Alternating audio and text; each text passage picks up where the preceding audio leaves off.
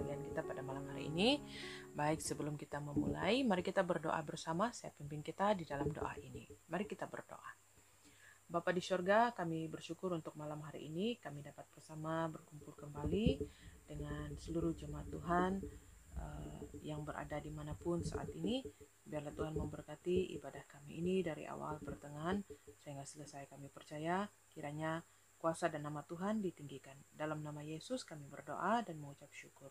Amin.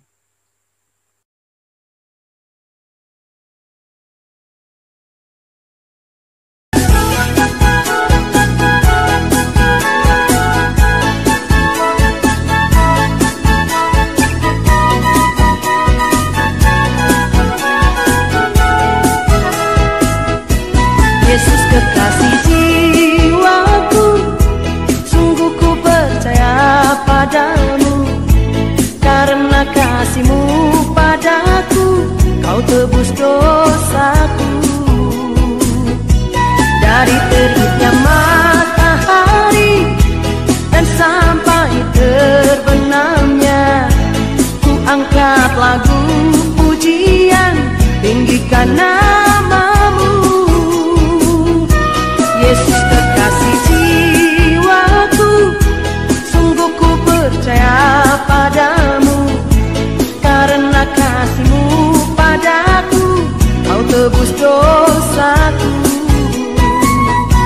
Dari terbitnya matahari dan sampai terbenamnya, ku angkat lagu pujian, tinggikan nama-Mu.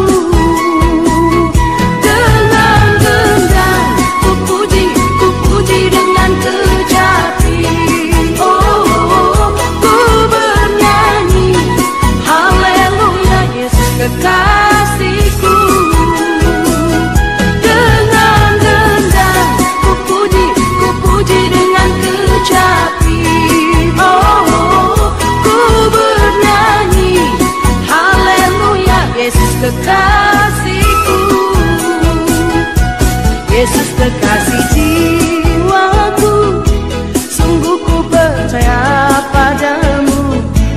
Karena kasih-Mu padaku, Kau tebus dosaku. Dari terbitnya matahari dan sampai terbenamnya, ku angkat lagu pujian, tinggikan nama-Mu. Dengan gendang ku puji dengan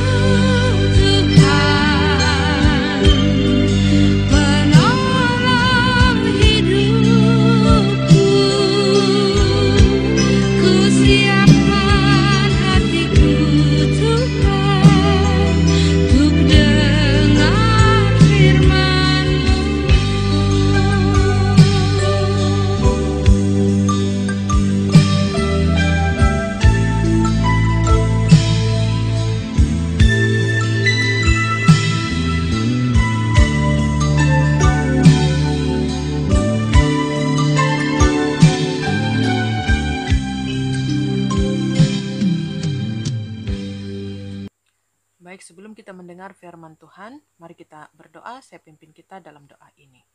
Bapa di sorga, kami bersyukur untuk malam hari ini kami dapat merenungkan firman Tuhan.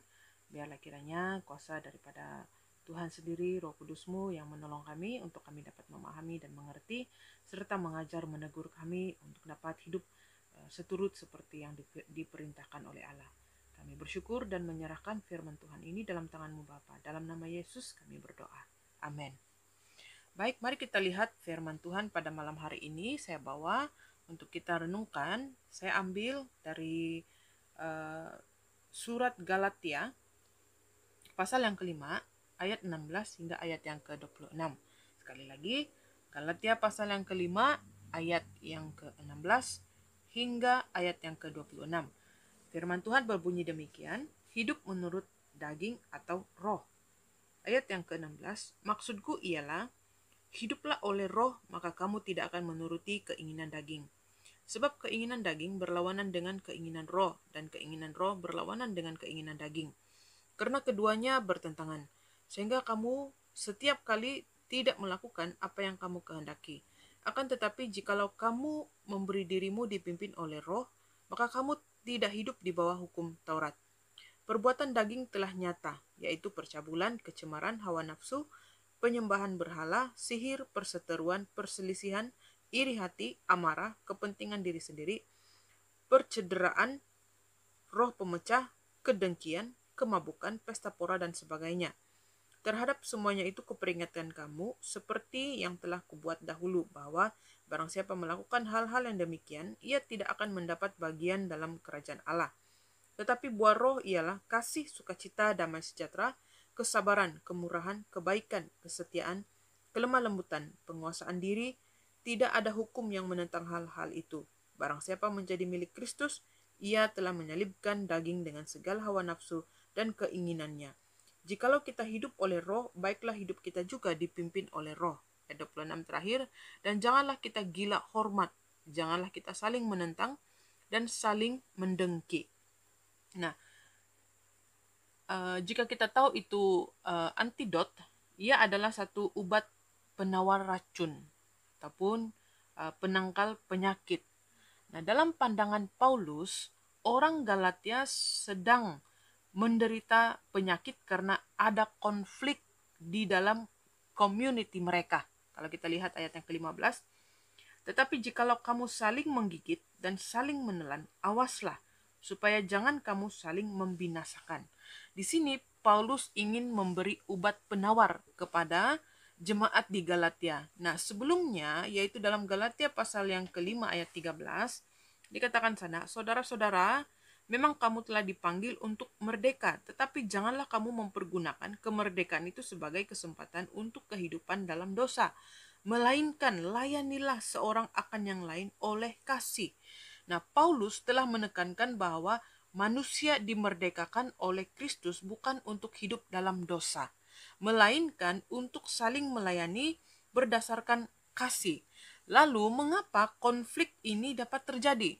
Karena ada peperangan antara kedagingan dan keinginan roh di dalam orang-orang Galatia, yang sayangnya seringkali berakhir dengan kemenangan di pihak kedagingan, seperti mana ayat yang ke-17 berkata, sebab keinginan daging berlawanan dengan keinginan roh, dan keinginan roh berlawanan dengan keinginan daging.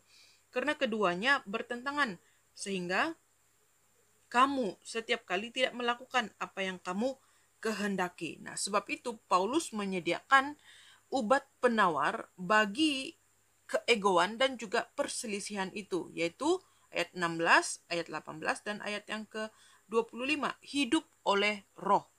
Saya baca di sini ayat yang ke-16 dikatakan sana, maksudku ialah hiduplah oleh roh, maka kamu tidak akan menuruti keinginan daging. Ayat 18, akan tetapi jikalau kamu memberi dirimu dipimpin oleh roh, maka kamu tidak hidup di bawah hukum Taurat. Ayat yang ke-25, jikalau kita hidup oleh roh, baiklah hidup kita juga dipimpin oleh roh. Nah, dipimpin, hidup oleh roh dan dipimpin oleh roh. Inilah obat ataupun obat penawar itu, di mana orang yang hidup dalam keinginan daging tidak akan mendapat bagian dalam kerajaan Allah. Paulus katakan dalam ayat yang ke-21, kedengkian, kemabukan, pesta pora dan sebagainya. Terhadap semuanya itu kuperingatkan kamu seperti yang telah kubuat dahulu, bahwa barang siapa melakukan hal-hal yang demikian, ia tidak akan mendapat bagian dalam kerajaan Allah. Jadi untuk mendapat bagian di dalam kerajaan Allah, hiduplah oleh roh dan hiduplah dipimpin oleh roh. Hidup oleh roh tidak sama dengan hidup di bawah hukum Taurat. Nah, hidup oleh roh bermakna kemerdekaan, sedangkan hidup di bawah hukum Taurat berarti terikat daripada belenggu. Nah, hidup oleh roh adalah anugerah hidup baru dari Roh Kudus. Hidup oleh roh adalah prasyarat untuk dapat dipimpin oleh roh. Orang yang hidup oleh roh akan mengenali suara roh dan mampu taat pada pimpinan Allah. Nah, kepatuhan seseorang pada kepimpinan roh dalam hidupnya merupakan penawar bagi setiap penyakit kedagingan yang Paulus daftarkan dalam teks ini, ayat 19 hingga ayat yang ke-21. Dikatakan sana, perbuatan daging telah nyata, yaitu percabulan, kecemaran, hawa nafsu, penyembahan berhala, sihir, perseteruan, perselisihan, iri hati, amarah, kepentingan diri sendiri, percideraan, roh pemecah, kedengkian, kemabukan, pesta pora, dan sebagainya. Terhadap semuanya itu kuperingatkan kamu seperti yang telah kubuat dahulu, bahwa barang siapa melakukan hal-hal yang demikian, ia tidak mendapat bagian dalam kerajaan Allah. Nah, bila orang percaya kepada Kristus dan menaklukkan diri di bawah kepimpinan Roh Kudus, maka dia akan mengalami sebuah perubahan radikal dan akan menghasilkan buah-buah roh, seperti ayat 22 hingga ayat yang ke-23. Hidup menurut roh akan termanifestasi dalam kerukunan dan keharmonisan di antara orang-orang seiman, ayat 25 dan ayat yang ke-26 di situ ya. Inilah memperlihatkan kepada kita bahwa tunduknya seseorang pada pimpinan dan arahan roh akan terlihat dalam sikap hidup seharian yang menunjukkan ketaatannya kepada kehendak Allah. Nah, dan salah satunya akan terlihat dalam sikap serta kerukunan seseorang itu dengan saudara seiman. Nah, di dalam teks ini saya mengambil satu tema untuk kita merenungkan, yaitu hidup kudus. Hidup kudus bagi Tuhan itu sering dianggap sebagai sesuatu yang tidak mungkin dilakukan, atau jika tidak, hal itu sangatlah berat untuk dikerjakan. Ya, hidup kudus itu tidak mudah, jadi kita menganggap ianya satu hal yang berat untuk kita kerjakan. Nah, bagaimana kita dapat menjaga kekudusan berdasarkan prinsip-prinsip yang sudah dinyatakan di dalam teks kita pada malam hari ini yang sudah kita baca, seperti mana ayat yang ke-16 berkata, maksudku ialah hiduplah oleh roh. Nah, poin pertama, hidup dipimpin oleh Roh Kudus. Jika sumber kekuatan kita adalah diri sendiri, maka menjaga hidup kudus adalah hal yang sangat berat. Kita justru akan dibawa keinginan daging. Nah, itulah sebabnya firman Tuhan mengatakan agar kita berada di bawah pimpinan Roh Kudus. Dia mengatakan kuasa dan kekuatan agar hal yang sukar dan tidak mungkin menjadi hal yang dapat kita selesaikan. Sebab itu firman Tuhan berkata, hiduplah dipimpin oleh Roh Kudus. Yang kedua, hidup berbuah. Ayat 22 berkata, tetapi buah roh ialah kasih, sukacita, damai sejahtera, kesabaran, kemurahan, kebaikan, kebahagiaan. Ya, menghasilkan buah menjadi panggilan kita sebagai orang percaya. Setelah menjalani proses waktu, yang diharapkan daripada sebuah pohon adalah buahnya. Nah, beberapa bagian Alkitab menggambarkan kita ini sebagai pohon yang dituntut mengeluarkan buah, dan jika tidak akan dipotong. Jika kita tetap melekat kepada pokoknya sebagai carang, kita tentu akan menghasilkan buah. Nah, di tengah akhir zaman ini, tetaplah menjaga kekudusan, tetaplah menghasilkan buah-buah pertobatan. Jadi saya pikir tidak juga susah untuk hidup kudus, karena hidup kudus itu menuntut buah. Jadi kalau mau berbuah, marilah menjadi seperti yang dikatakan oleh firman Tuhan ayat 22, yaitu menghasilkan kasih, sukacita, damai sejahtera, kesabaran, kemurahan, kebaikan, kesetiaan, kelemah lembutan, penguasaan diri. Ini adalah buah-buah roh. Jadi mari kita merenungkan diri kita, apakah kita sudah menghasilkan buah-buah yang sudah dikatakan di dalam ayat yang ke-22 ini. Saya berpikir jika kita menghasilkan buah-buah roh ini, itu berarti kita masih berada di carang pokok itu sendiri ataupun pohon itu, sehingga kita dapat menghasilkan buah-buah roh ini. Yang ketiga, terakhir, hidup menyalipkan daging. Ayat yang ke-24 berkata, barang siapa menjadi milik Kristus, ia telah menyalipkan daging dengan segala hawa nafsu dan keinginannya. Hidup menyalipkan daging. Nah, perjuangan berikutnya dalam menjaga kekudusan adalah dengan menyalipkan kedagingan kita. Ini diperjuangkan Paulus juga dengan gambaran petinju yang tidak sembarangan memukul, tetapi menguasai diri sepenuhnya. Dalam 1 Korintus pasal 9 ayat yang ke-24 hingga 27. Nah, di tengah-tengah godaan dan tawaran dunia terhadap keinginan daging, ingatlah selalu bahwa kita harus menyalipkannya dengan kekuatan yang daripada Tuhan, yaitu hiduplah dipimpin oleh roh. Jadi marilah kita menyalipkan, malah bukan menuruti apa yang ditawarkan oleh dunia ini. Marilah hidup menyalipkan keinginan daging itu sendiri. Seperti mana dikatakan ayat yang ke-24. Perjuangkanlah itu, maka hidup kita terus dikuatkan dan kita dapat menguasai diri kita. Kita tidak menjadi petinju yang sembarangan memukul, tetapi kita dapat menguasai diri. Nah, marilah kita memperhatikan bagaimana hidup kita dalam kekudusan di waktu yang sukar ini. Mintalah pimpinan daripada Roh Kudus, salibkanlah keinginan daging, dan jangan lupa tetap menghasilkan buah-buah roh. Kiranya Tuhan memberkati kita malam hari ini. Marilah kita hidup kudus seperti mana yang Tuhan kehendaki, yaitu hiduplah di dalam roh dan mintalah pimpinan daripada Roh Kudus agar dapat memampukan kita untuk menjalani kehidupan sebagai anak-anak Tuhan yang tidak sembarangan, tapi malah dapat menguasai diri kita. Maka kita akan dapat menghasilkan buah-buah roh seperti yang dikatakan oleh firman Tuhan tadi. Kiranya Tuhan memberkati kita. Selamat malam, Tuhan memberkati. Mari kita berdoa. Kami bersyukur Bapa untuk firman-Mu pada malam hari ini. Berkatilah kami semua yang sudah mengikutinya. Kami percaya Tuhan menguatkan kami dan memberikan kami kemampuan untuk dapat menjadi anak-anak Tuhan yang tetap memelihara kekudusan diri kami. Biarlah kami terus hidup di dalam Engkau. Biarlah kami terus menghasilkan buah-buah roh ini agar kami dapat menjadi berkat bagi orang lain. Terpujilah nama-Mu Bapa, dalam nama Yesus kami berdoa dan mengucap syukur. Amin.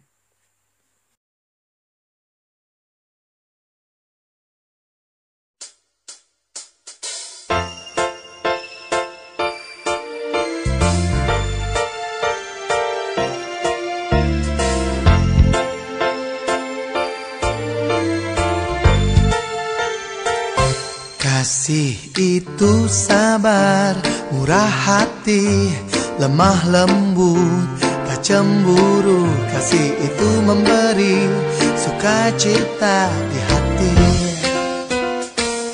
Kasih itu mengerti, selalu memberi, tiada mencari lemahnya diri.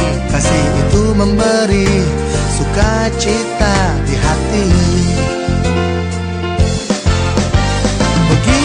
Banyaknya cerita tentang kasih-Nya yang sempurna. Marilah kita memberi dunia teladan Kristus di dalam kita.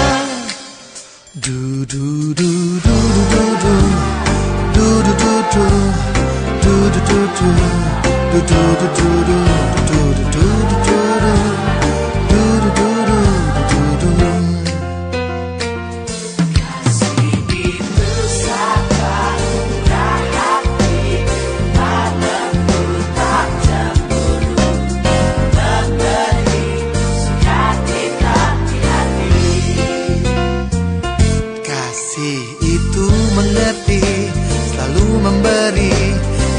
Mencari lemahnya diri. Kasih itu memberi sukacita di hati.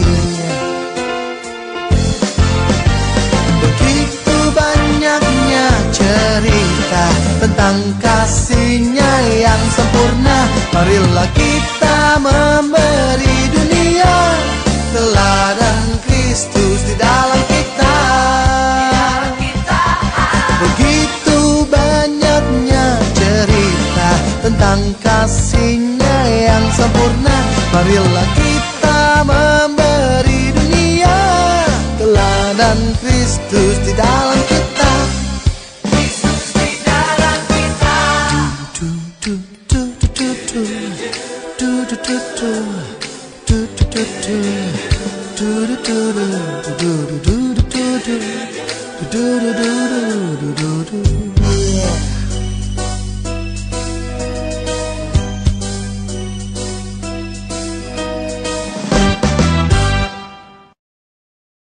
Baik, mari kita masuk di dalam doa syafaat. Mari kita bersyafaat bersama di dalam beberapa bahan doa ini.